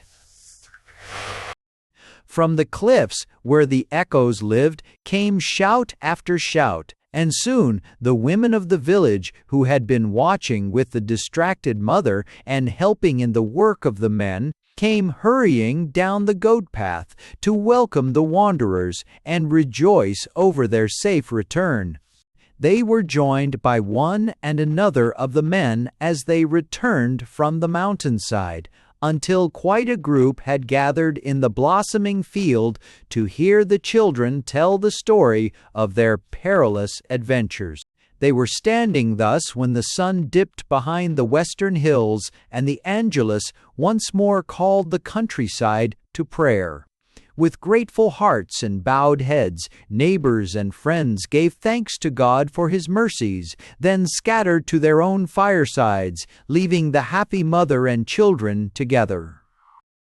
When they entered the kitchen of the old farmhouse once more, the tiny wooden cuckoo hopped out of his tiny wooden door and shouted, "Cuckoo!" 7 times, and when they had eaten their supper, and the children sat beside the great stove telling their mother all over again about the old herdsman and the eagle, and the farmer's wife, and all the other events of their 3 days on the mountain, The cuckoo waited 15 whole minutes beyond the hour before he could make up his mind to remind them of bedtime.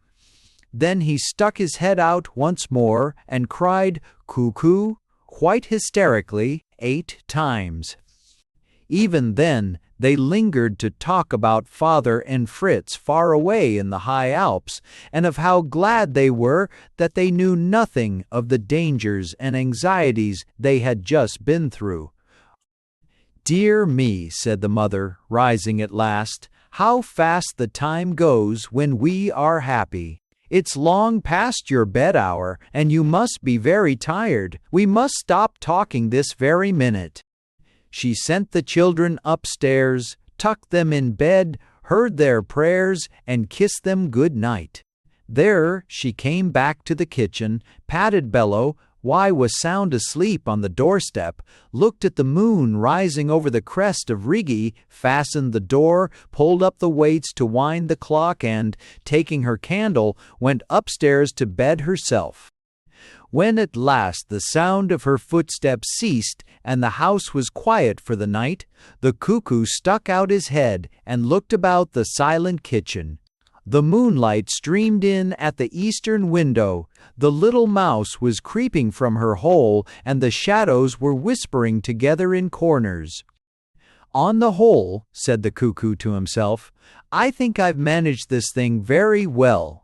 Everyone is happy again, and now I can take a little rest myself. The past 3 days have been very wearying to one with my responsibilities." "Cuckoo," he called 9 times, then the tiny wooden door clapped shut, and he too went to sleep. Thanks for listening to The Swiss Twins by Lucy Fitch Perkins.